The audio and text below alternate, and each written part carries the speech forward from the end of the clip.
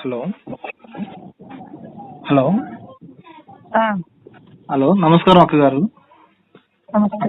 అక్క మేము ఖమ్మం జిల్లా అక్క డిఎస్సి ఆస్పిరెంట్ మాట్లాడుతున్నాము ఉమ్. అక్క. ఒక 2 నిమిషాలు మాట్లాడవచ్చు అక్క? హలో కాదు తమ్ముడు, ఎవరన్నా డిఎస్సి మళ్ళీ ఒకటి అలా అంటారు కానీ 3 నెలలు వాయిదా వేయండి, 4 నెలలు, మళ్ళీ 3 నెలలకు ఇంకొక బ్యాచ్ వచ్చి మళ్ళీ ఇంకొక 3 నెలలు వాయిదా వేయమంటే ఏం చేయాలి?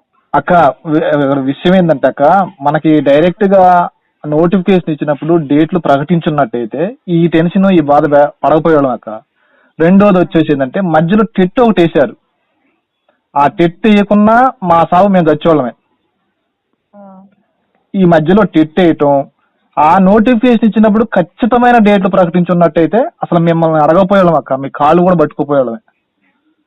ఈ రోజు మేము ఎందుకంటే జులైలో జరుగుతీ అని తాత్కాలికమైన డేట్లే అని నోటిఫికేషన్ లో మెన్షన్ చేశారు. ఉమ్.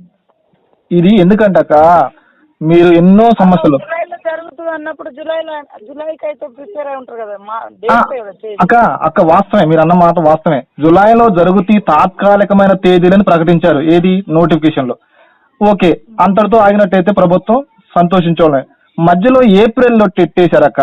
ఏప్రిల్లో టెట్ వేస్తే మేము జూన్ 2వ తారీఖు టెట్ రాస్తే జూన్ 12 రిజల్ట్ ఇస్తే మళ్ళీ జూన్ 18వ తారీఖు నాడు 18వ తారీఖు నాడు జూలైలో ఎగ్జామ్స్ అంటే మేము ఏడ చావాలక్క చెప్పండి. ఇంకో విషయం ఏంటంటే ఆ దరిద్రుడు కేసీఆర్ చేసిన 2023 సెప్టెంబర్లో నోటిఫికేషన్ లో కనీసం పోస్టులు లేవు. పోస్టులు లేక మేము దాన్ని చదవాల. మన ప్రభుత్వం వచ్చిన తర్వాత కొన్ని పోస్టులు 6,000 పోస్టులు కలిపితే కొన్ని పోస్టులు వచ్చినాయి. ఈ పోస్టులు వచ్చిన తర్వాత మధ్యలో టెట్ ఒకటి అయితే టెట్ రాసుకొని పాస్ అయ్యి ఇప్పుడు డిఎస్సి ప్రిపేర్ అవుదని కూర్చున్నాం అక్క. మీరు తలుచుకుంటే అంత అక్క ప్రభుత్వం ఎందుకక్క మానసికంగా ఇంత బాధపడుతున్నాం, మానసికంగా బాధపడుతున్నాం. ప్రజల ఆకాంక్ష 10 ఏళ్ళ నుంచి చదువుకొని ఉండి ఉద్యోగాలు రాక వాళ్ళ ఏజ్ అయిపోయి వాళ్ళందరూ మీకు ఇంకొక డిఎస్సి కూడా ఛాన్స్ ఉంటుంది కానీ మరి వాళ్ళ ఏజ్ అయిపోతే వాళ్ళ బతుకులు వాళ్ళు అక్క మా ఏజ్ అయిపోతుంది అక్క. నేను 3 నెలలు అనేది 3 నెలలు అనేది ఒక 3 నెలలే కాదు. ఇప్పుడు ఈ దాదాపుగా మళ్ళీ ఈ ఇయర్ టీచర్లు ఎవరు ఉండరు, ఇక మళ్ళీ నెక్స్ట్ జూలైలో టీచర్లు వస్తారు ఇక. అక్క లేదక్క, మేమేమన్నామంటే మాకు 3 నెలలు వద్దు, 45 రోజులు ఇవ్వండి. యాజ్ పర్ గవర్నమెంట్ రూల్స్ 45 రోజులు ఇవ్వండి. 45 రోజులు ఇచ్చినా హ్యాపీ ఫీల్ అవుతాం. మేము మీకు పాలాభిషేకాలు చేస్తాం అక్క. ఎందుకంటే మా జీవితాలు అక్క, ఎందుకంటే మేము పోస్టులు వచ్చినాయి, రాక వచ్చింది, కొంచెం టైం ఇవ్వండి అని చెప్పేసి టైం అక్క. ప్రజల ఆకాంక్ష కొరకు పనిచేస్తుంది మన ప్రభుత్వం నుంచి ప్రజాపాలన అంటున్నారు కాక. మేము మా ఆకాంక్ష ఒకసారి మీరు పోలు పెట్టండి. సీతక్కగా మీరు ఈ రోజు డిఎస్సి పోస్ట్ పోన్ కోసం ఎంతమంది పోస్ట్ పోన్ కోరుతున్నారు, ఎంతమంది పోస్ట్ పోన్ కోరట్లేదు అని చెప్పేసి మీరు ఒక పోల్ కండక్ట్ చేయండి. ఆ పోల్ ప్రకారంగా ప్రజల ఆకాంక్ష పరంగా పనిచేయండి.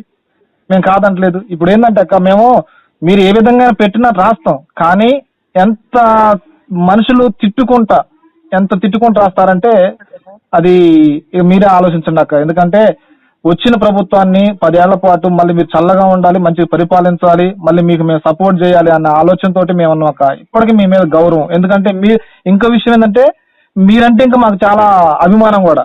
మీ యొక్క ప్రమాణ స్వీకారం అప్పుడు ఆ గ్రౌండ్ లో ఆ ప్రజల యొక్క హర్షధ్వనాలు చూసినప్పుడు సీతక్క అంటే ఒక కింది స్థాయి నుంచి కష్టపడి పైకి వచ్చిన మనిషిగా మేము మిమ్మల్ని అభిమానిస్తాం అక్క.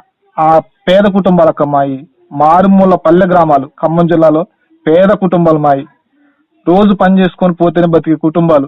ఇద్దరం భార్య భర్తలు పెళ్లి చేసుకున్నాం, ఇద్దరం భార్య భర్తలు ప్రిపేర్ అవుతున్నాం. కనీసం కొన్ని రోజుల పాటు ఇద్దరు ఎవరికైనా జాబ్ వచ్చినా గానీ మా జీవితాలు మారుతాయనే ఆలోచన అక్క. రెండోది ఏమీ లేదక్క. కానీ ఇక్కడ ప్రిపేర్ అయ్యేది కూడా ఆ పోస్టుల కోసమే అక్క. జాబ్ వచ్చిందని మా తల్లిదండ్రులు ఒక జాబ్ వచ్చిందని ఆశ. సరే మాట్లాడుతున్నా మీటింగ్.